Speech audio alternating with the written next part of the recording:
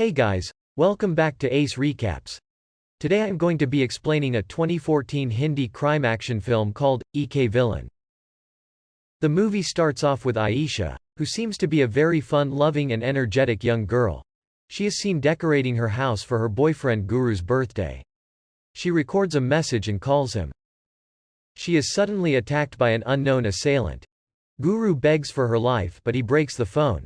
She also pleads for her life but to no avail. He steals her necklace and pushes her through the window, and she drops to her death. He also steals a toy fan.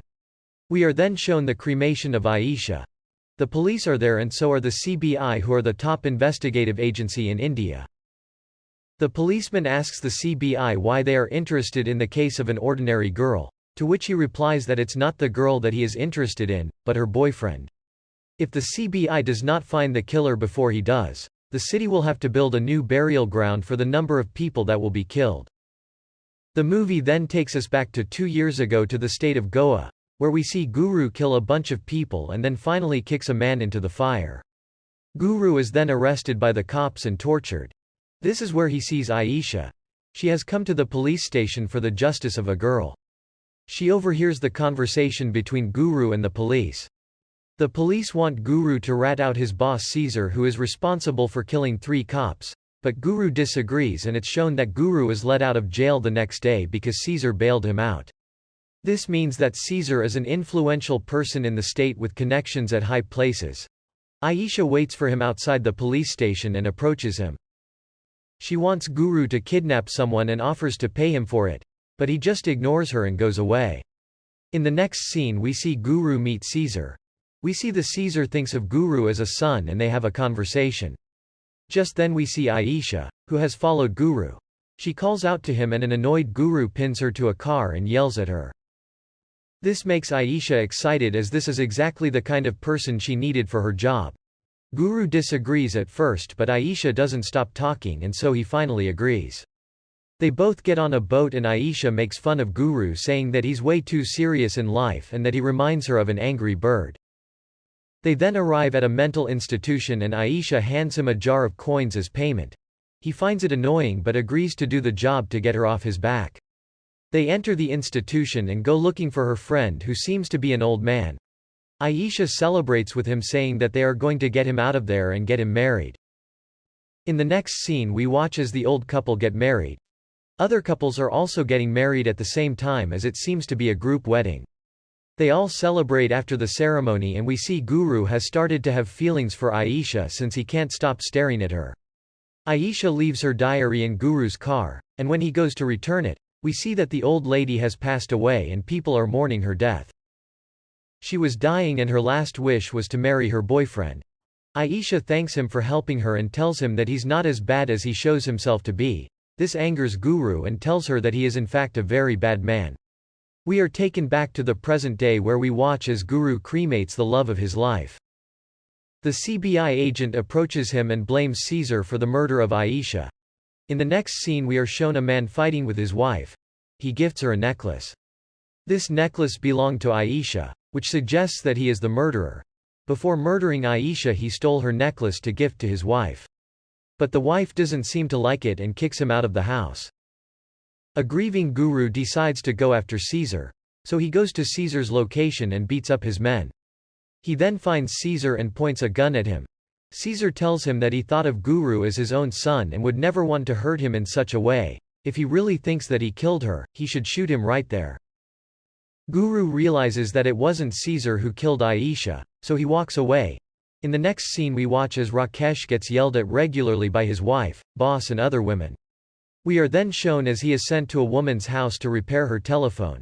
But as he daydreams a lady comes and yells at him, so he kills her. He then runs into a woman at the train station who also yells at him, so he kills her as well. He says that he loves his wife very much and that's why he can't raise his hand on her. But killing other women satisfies his needs and anger. He also steals jewelry from the women he kills to gift to his wife and as a trophy for his murders.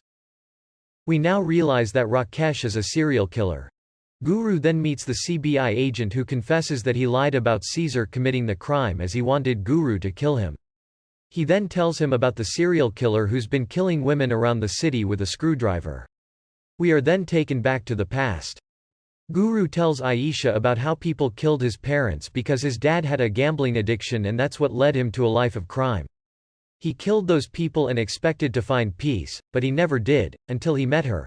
She tells him that she's suffering from cancer and doesn't have many days to live, so she wants to complete her bucket list before she passes away. They then fall in love and Guru helps her strike out many things from her bucket list. One day while trekking, Aisha collapses. She is then taken to the hospital, where the doctor informs Guru to take her to Mumbai to meet a specialist. We are back in the present and we can see a Guru seated in the church mourning Aisha's death. Just then a child walks in with a toy fan. Since this toy looks exactly like the one that was in his house, he decides to follow him. Guru is now seen tailing the family as they go to watch a movie. The couple have a fight and Rakesh now has to take the train back home. While waiting for the train, he spots his boss. He then decides to kill her to satisfy his urges, but just as he's about to do so, Guru walks in. He beats the crap out of Rakesh and tells him that he's not going to let him die so easily. He plans on torturing the serial killer for a long time. Guru then takes him to a hospital, gives him some money, and tells him to get help because he'd come back for more. The next day Rakesh's wife shows up to help him out. But as she feeds him, the nurse yells at her as food from outside is not allowed. Rakesh looks at the nurse as he plans to kill her next. At the hospital, Guru meets Aisha's doctor who informs him that she was pregnant. This news was not known by Guru and it breaks his heart. When the nurse is seen trying to fix a tube light, Rakesh attacks her. But just as he's about to kill her, Guru shows up. He beats him repeatedly shouting, "She was pregnant," and suffocates him with a plastic bag until he dies. The nurse suddenly screams and he realizes what he's done. So he tries to resurrect him with CPR but it does not work. Then the nurse helps him by injecting his heart with adrenaline. We are then taken back to the past where we see Guru and Aisha get married. Guru tells Caesar that he can kill him if he wants, but he'll never kill again as he loves Aisha. Caesar gives Guru his blessing and sends him on his way. Guru helps Aisha through her cancer and the doctor tells him that she's going to be just fine as the cancer has been cured. Guru tells Aisha the good news and they share an emotional moment together, happy that they'll be able to complete her bucket list their whole lives. They even get an apartment together and Aisha is seen helping Guru buy a suit for a job interview. He is now a completely changed man. As Guru calls Aisha to tell her the good news of getting a job, we witness her brutal murder all over again. We watch as Aisha pleads to Rakesh to spare her life as she is pregnant, but he still kills her anyway. In the present, Guru drops Rakesh off at his home. We watch as his wife gets arrested by the police. Looking at this, Rakesh runs away. His wife is then questioned about all her jewelry and she has no answer for it, because it was all gifted by her husband. Having nowhere to run or hide, Rakesh realizes that his only remaining option for a peaceful life is if he kills Guru.